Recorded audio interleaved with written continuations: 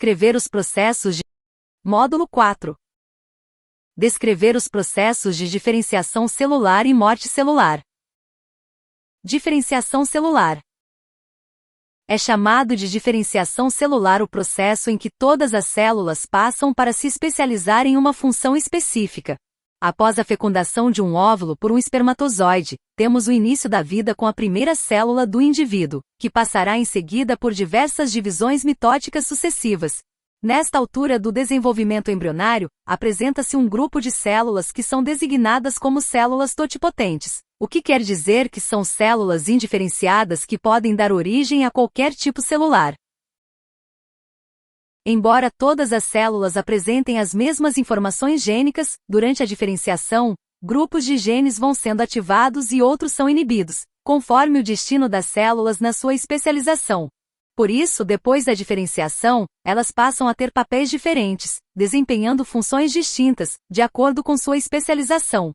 Ou seja, cada diferente tipo celular apresenta inibição ou ativação de determinados grupos de genes. E isso é determinante na definição da função que cada uma das células vai ter.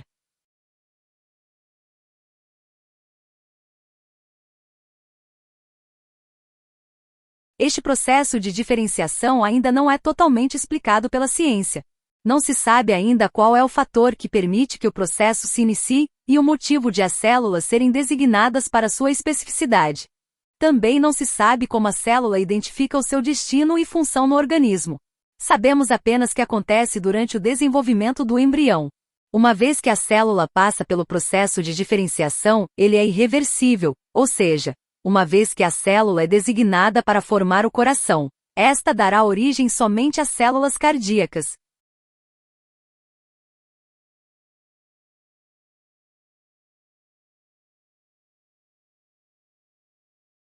Atividade de reflexão discursiva. Sabemos que todas as células de um organismo têm os mesmos genes. Então, por que as diferentes partes do corpo são tão diferentes? Resposta. Resposta. Para que ocorram modificações celulares que resultem em tecidos e órgãos morfologicamente tão distintos, a ativação de alguns genes e inativação de outros, durante a diferenciação. Cada célula de um indivíduo adulto tem codificada em seu DNA toda a informação necessária para sintetizar todas as proteínas para constituir um organismo completo. Entretanto, somente alguns grupos específicos de proteínas são produzidos em cada célula. Podemos pensar como exemplo, nas células hepáticas que são diferentes das células cardíacas, porque os genes ativos em uma são diversos daqueles ativos na outra. Essa diferença na atividade gênica entre as células tem a sua causa em uma transcrição seletiva dos genes. A expressão gênica tem controle sobre 4 mecanismos durante o desenvolvimento do embrião, a fim de garantir que a célula, após a diferenciação, origine de maneira correta em todas as partes do organismo daquele indivíduo. Esses 4 mecanismos estão envolvidos com os seguintes processos. Objeto com interação. Proliferação celular. Garantia de que muitas células sejam produzidas. Especialização celular. Garantindo que as células se expressem de maneira correta para que possam exercer suas funções com êxito. Interação celular. Vai mediar o comportamento das células em relação às vizinhas, promovendo uma coordenação adequada. Movimentação celular. Células-tronco. Movimentação celular. Se encarrega da disposição das células, fazendo com que as próximas a elas possuam características em comum, colaborando para a formação dos tecidos e órgãos. Células-tronco. Caracterizam-se por serem pouco diferenciadas e por terem alta potencialidade, isto é, alta capacidade de se dividirem continuamente.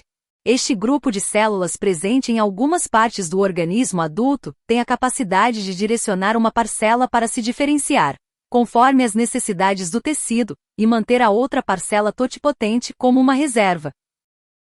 Exemplo. O epitélio intestinal possui células-tronco prontas para originar as células capazes de absorver os nutrientes da dieta alimentar. Parte das células permanece como células-tronco, e a outra parte se diferencia. Nos últimos anos, as células-tronco têm despertado o interesse da área médica, por seu potencial terapêutico, especificamente o tecido nervoso e a medula óssea. Sabe-se hoje que há regiões restritas do tecido nervoso com pequenas populações de células proliferantes, quando se acreditava que este era um tecido sem capacidade proliferativa. As células-tronco da medula óssea vermelha potencialmente podem originar todas as células do sangue e outros tipos celulares não sanguíneos. A perspectiva do emprego das células-tronco da medula óssea, de forma terapêutica para doenças sanguíneas e de outros tecidos, amplia os recursos, como por exemplo, na reconstituição de tecidos que tenham sido danificados por doenças hereditárias ou adquiridas. Diferenciação e câncer. O câncer é o resultado de alterações na estrutura e funcionamento de genes que controlam o crescimento normal e a diferenciação das células de um organismo. Tais alterações estão relacionadas com a ativação de protoncogenes e com a inativação de genes supressores de tumor. O aparecimento do câncer gera alteração drástica no sistema de regulação da proliferação e da diferenciação celular. Na maioria dos tecidos, as células se dividem de forma controlada.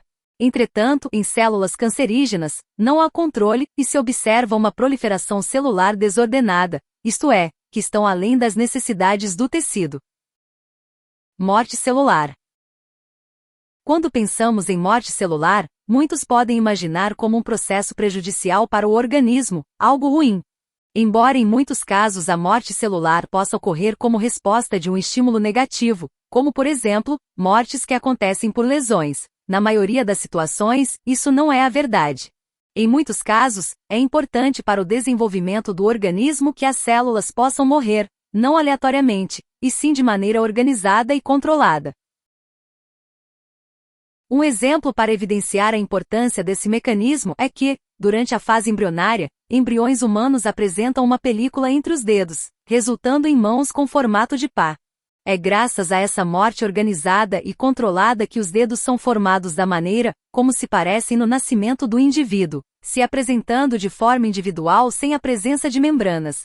Estas desapareceram devido à programação de suas células, que são instruídas a morrer durante o desenvolvimento embrionário. Tipos de morte celular. A morte celular em um organismo multicelular geralmente ocorre de duas maneiras possíveis. Uma delas acontece quando as células são colocadas em situações de injúria, isto é, diante de estímulos que provocam danos irreversíveis. Quando isso se dá, dizemos que as células morrem por necrose celular. Esses danos podem ser decorrentes de uma lesão física ou da ação de produtos químicos que são tóxicos. Também encontramos essa situação em algumas doenças degenerativas, como é o caso da artrite reumatoide e a gota. Ou em algumas doenças que são desencadeadas por estímulos externos, como é o caso da silicose e asbestose, que geralmente afetam profissionais pelo fato de manipularem sílica e amianto, respectivamente, acontecendo a inalação dessas substâncias, o que acarreta o desenvolvimento da enfermidade. Outro tipo de morte celular recebe o nome de apoptose, e ocorre quando as células são estimuladas a morrer de forma programada. É uma morte que se dá com gasto de energia, um fenômeno espontâneo, como se as células cometessem suicídio, por efeito de sua função não ser mais necessária.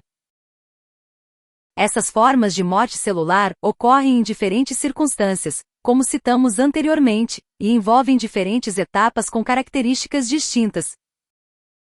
Objeto com interação. Na necrose.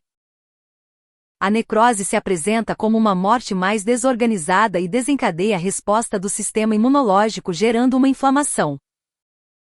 Na apoptose. Por outro lado, a apoptose é organizada, dividindo as células em pequenas porções, que são recolhidas por outras células, não ocorrendo a ativação de uma resposta imunológica, como reação do acontecimento desse evento. Processo de necrose. Como já dito anteriormente, a necrose celular ocorre devido a fatores prejudiciais e irreversíveis, como lesão física ou por substâncias químicas. Quando ocorre a necrose, as células na maioria das vezes expelem seu conteúdo enquanto morrem. Isso acontece porque neste processo a membrana plasmática celular é danificada. logo não pode mais controlar a passagem de íons e água. Em decorrência disso, a célula incha e seu conteúdo extravasa pelos furos da membrana plasmática. Isso geralmente desencadeia um processo inflamatório nos tecidos circundantes à célula que sofreu necrose. Processo de apoptose. Durante o processo, as células que sofrem apoptose desenvolvem uma série de etapas muito mais organizada e ordenada quando comparada com as etapas da necrose. Essas células encolhem e desenvolvem protrusões em sua superfície, que chamamos de bolhas. No núcleo, o DNA que lá se encontra é fragmentado, assim como algumas outras organelas também são, como é o caso do retículo endoplasmático. Para que no fim, toda a célula se desintegre, através da separação em pequenos pacotes, todos envoltos por membrana plasmática. E estes pacotes emitem sinais que atraem células do sistema imunológico, como os macrófagos, para que fagocitem os pacotes de fragmentos celulares, não gerando uma resposta inflamatória.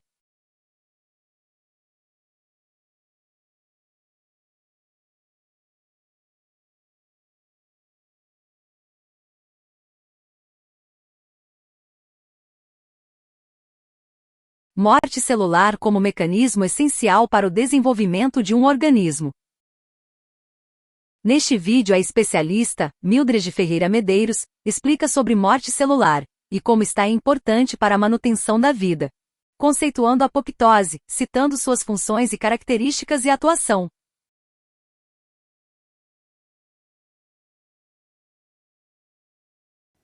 Olá, alunos! Nesse vídeo vamos falar sobre morte celular como mecanismo essencial para o desenvolvimento de um organismo. Meu nome é Mildred Medeiros, sou bióloga, bacharel em genética, mestre em morfologia e doutora em ciências. A apoptose, a forma organizada, como nós chamamos, é o que nós chamamos de células que sofrem apoptose e passam por um processo diferente e muito mais ordenado. Elas encolhem e desenvolvem protusões em forma de bola, esféricas. O nome técnico é esse, bolhas, na sua superfície. No núcleo celular, o DNA é cortado em pequenos pedaços e algumas organelas da célula, como por exemplo o retículo endoplasmático, são fragmentadas. No final, toda a célula se separa em pequenos pacotes, cada um envolto por um pedaço de membrana. O que acontece com esses pacotes das células que estão passando por apoptose? Eles liberam sinais químicos que atraem células do sistema imunológico, os fagócitos, que vão comer restos, como por exemplo os macrófagos. Para isso, os fragmentos da célula que estão morrendo apresentam uma molécula lipídica chamada fosfatidilcerina em sua superfície. A fosfatidilcerina está geralmente escondida dentro da membrana e, quando estão expostas, elas permitem que os fagócitos se liguem e comam, ou seja, fagocitem os fragmentos celulares. Bom, nós nos perguntamos por que as células sofrem apoptose. Muitas células no corpo humano têm a capacidade intrínseca, ou seja, interna, de sofrer apoptose. Da mesma maneira que elas têm a capacidade de copiar seu próprio DNA ou de digerir alimentos. Basicamente, a apoptose é uma maneira convencional e geral de remover células que não devem mais fazer parte do organismo. Algumas células precisam ser deletadas, ou seja, removidas durante o desenvolvimento. Por exemplo, para modelar um grande bloco de tecido em um órgão delicado, como é o caso da estrutura da mão, algumas células vão ser removidas. Algumas células são anormais e podem danificar o organismo se continuarem vivas, como é o caso as células com infecções virais ou com o seu DNA danificado. Nesse caso, a apoptose é necessária. Células em organismos adultos devem ser eliminadas para manter o equilíbrio, para permitir que novas células sejam formadas e outras sejam removidas após cumprirem suas funções específicas. Curioso imaginar que a apoptose faz parte do desenvolvimento. Em muitos organismos, a morte celular programada é uma parte normal do desenvolvimento, desde o desenvolvimento pré-natal até o óbito. Em alguns casos, a apoptose durante o desenvolvimento é bem previsível. A apoptose também tem um papel importante no desenvolvimento humano. Por exemplo, sua mão começou como um bloco de tecido parecido com uma pá, quando você era um embrião. O bloco foi modelado em dedos pela apoptose de células no meio dos dedos em desenvolvimento. Esse processo acontece em todos os tipos de espécies de vertebrados, que possuem dedos, tanto da mão quanto do pé, e uma apoptose atenuada resulta em teias entre os dedos, como acontece entre os dedos de um pato, por exemplo. Algumas vezes, se um pequeno erro acontece durante o desenvolvimento do dedo da mão ou do pé, a apoptose pode ser incompleta, levando, por exemplo, à formação de dedos grudados, dedos unidos. Outro exemplo de apoptose durante o desenvolvimento normal inclui a perda da cauda de um girino, quando o girino está se tornando um sapo. E também a remoção de neurônios desnecessários em circuitos neurais que estão conectados por sinapse. A apoptose pode eliminar células infectadas ou cancerosas. Em alguns casos, uma célula pode ser uma ameaça para o corpo caso sobreviva. Por exemplo, esse é o caso das células com DNA danificado, células pré-cancerosas e células infectadas por vírus. Se essas células sofrerem apoptose, a ameaça para o resto do organismo, como câncer ou a propagação de infecções virais, é removida. Quando o DNA de uma célula é danificado, ela vai detectar o dano e vai tentar repará-lo. Se não puder ser consertado, a célula entra em processo de apoptose, garantindo que não transmitirá seu DNA danificado para outras células. Quando as células têm seu DNA danificado, mas falham em sofrer apoptose, elas podem acabar resultando em um câncer. A apoptose é a chave para o sistema imune. A apoptose também tem um importante papel no desenvolvimento e na manutenção de um sistema imunológico saudável.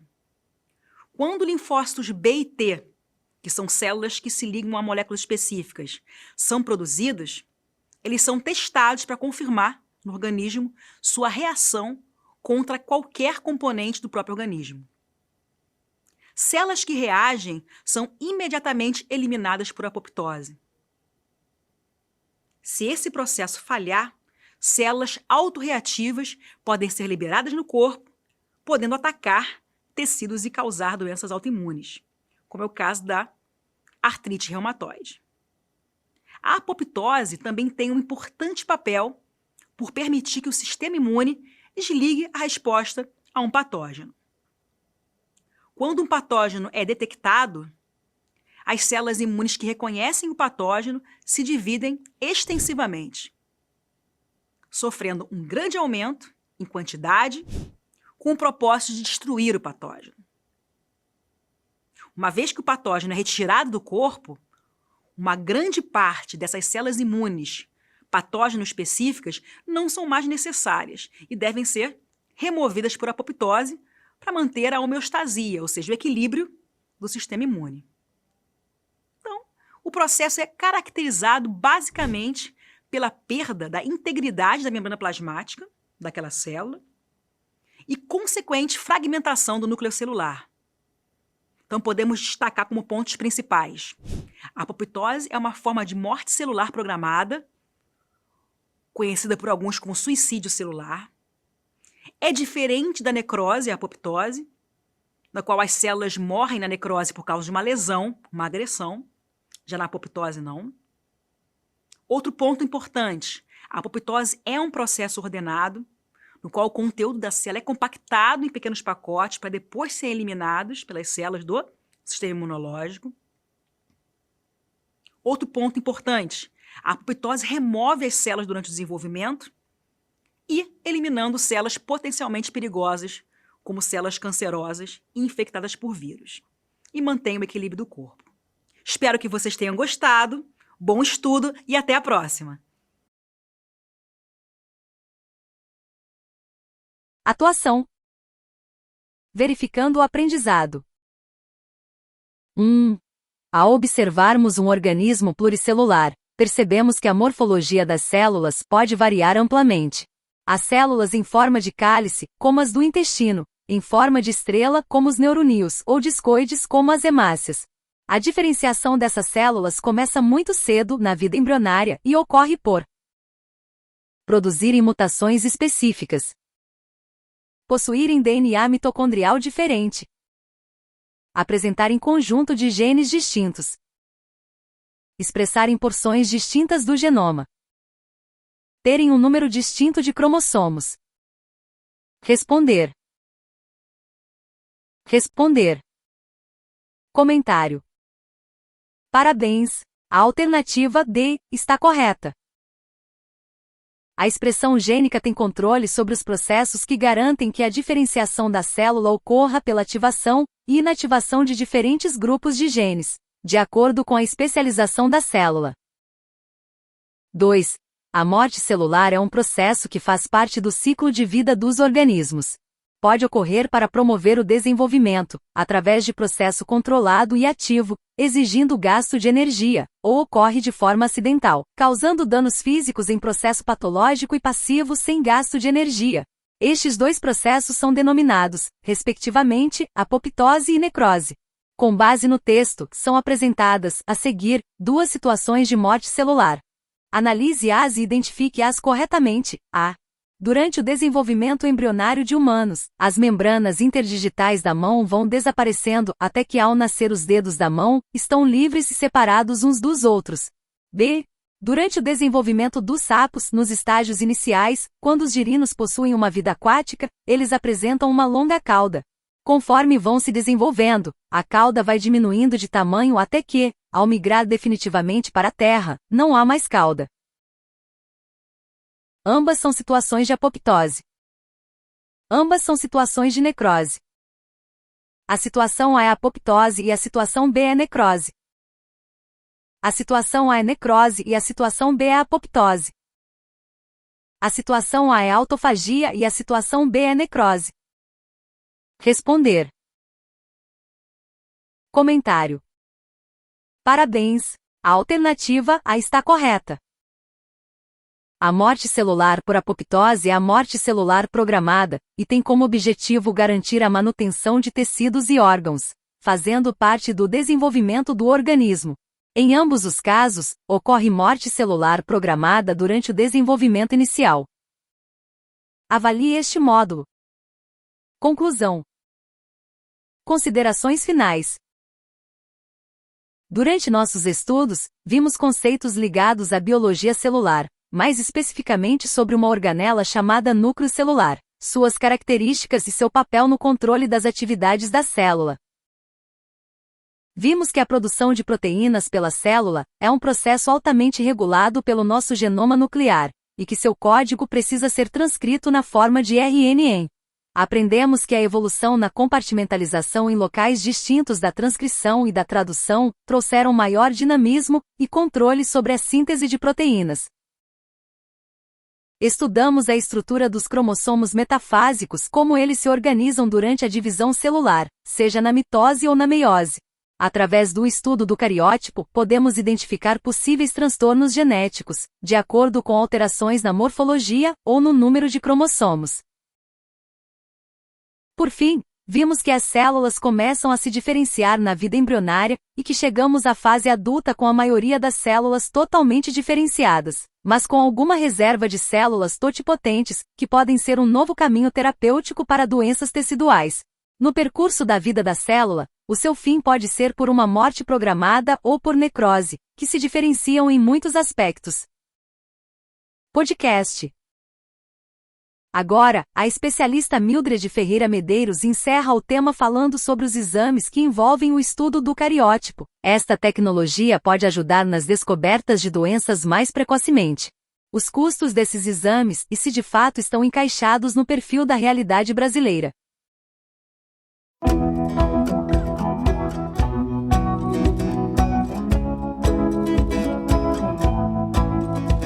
Olá! Este é o podcast do tema Núcleo, Diferenciação e Morte Celular. E hoje nós vamos falar sobre o assunto estudo do cariótipo. Nossa convidada é a professora Mildred Ferreira Medeiros, que é doutora em Ciências Médicas. Seja muito bem-vinda, professora Mildred. E nós temos agora uma primeira pergunta já para você sobre o estudo do cariótipo, que é exatamente o que seria o estudo do cariótipo. Bom, o cariótipo é o conjunto de cromossomos das células somáticas de um organismo. Através do estudo do cariótipo, é possível determinar a normalidade ou anormalidade, que são as chamadas alterações cromossômicas, que podem ser ocasionadas por alterações mutagênicas, as chamadas polissomias ou as monossomias. No cariótipo, são estudados os cromossomos com relação à sua quantidade e à estrutura.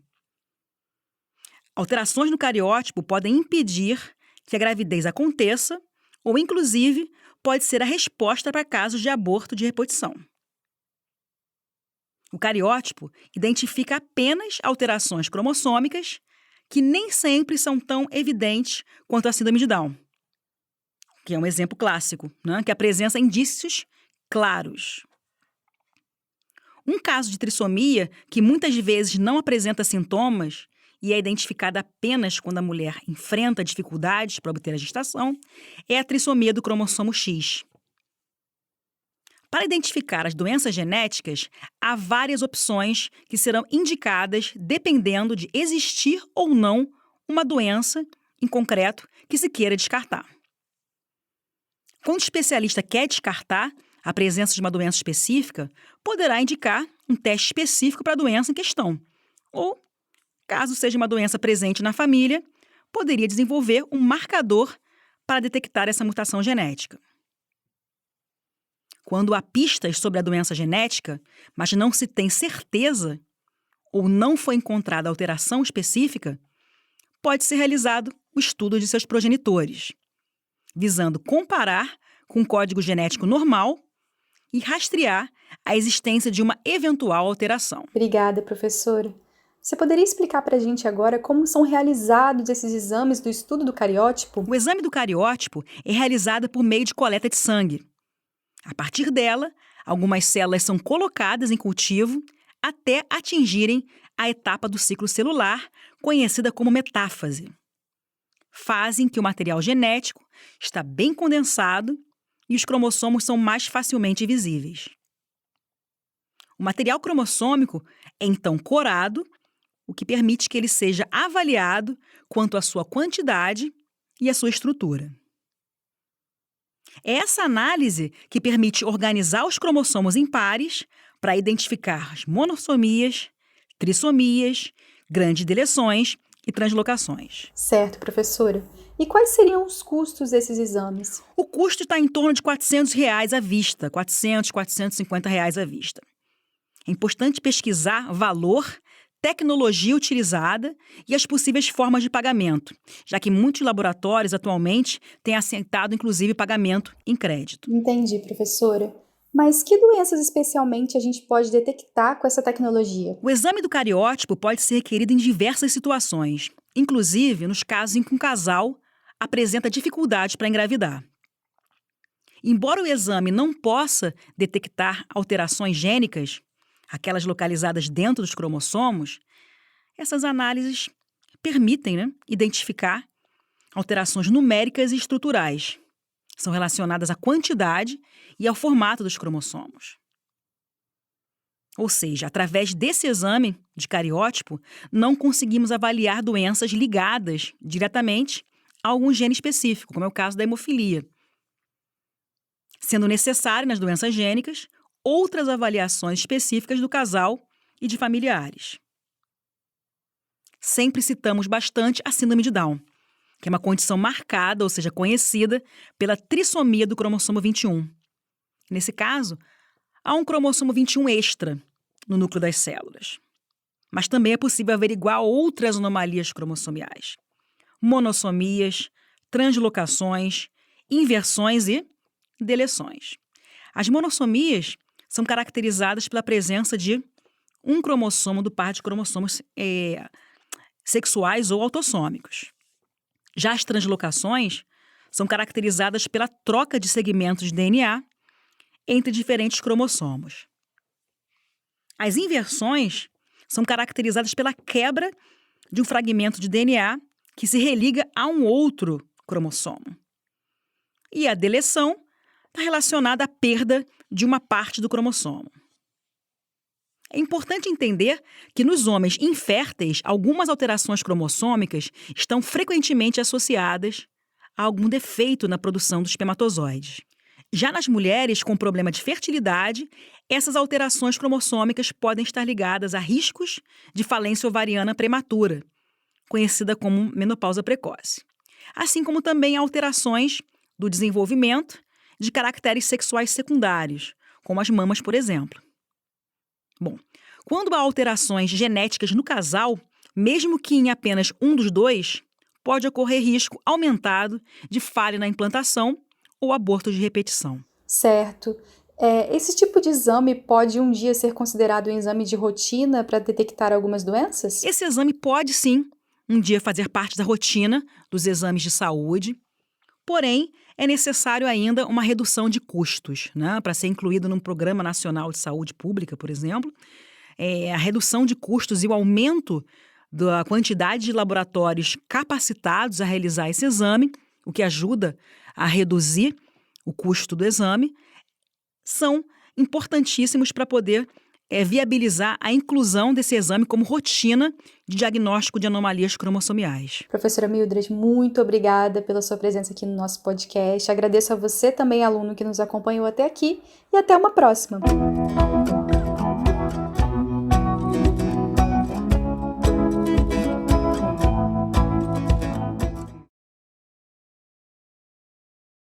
Explore mais. Para ampliar seus conhecimentos sobre o conteúdo, assista os vídeos abaixo relacionados. A estrutura do núcleo através do estudo da célula no vídeo Biologia, Estrutura Celular, de Núcleos Medical Media, no YouTube.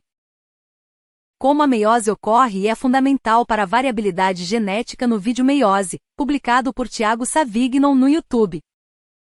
As etapas do ciclo celular e todo o processo da mitose assistindo à animação Ciclo Celular e Mitose, de Biologia Celular e Molecular NF, no YouTube. Como ocorre a síntese de RNA no vídeo Transcrição, Síntese Proteica, de Biocistron no YouTube. A síntese de proteínas pode ser compreendida através da animação em Translation, publicado por Kongtanyan, no YouTube. Conteudista: Rayane Nogueira Alves Macedo.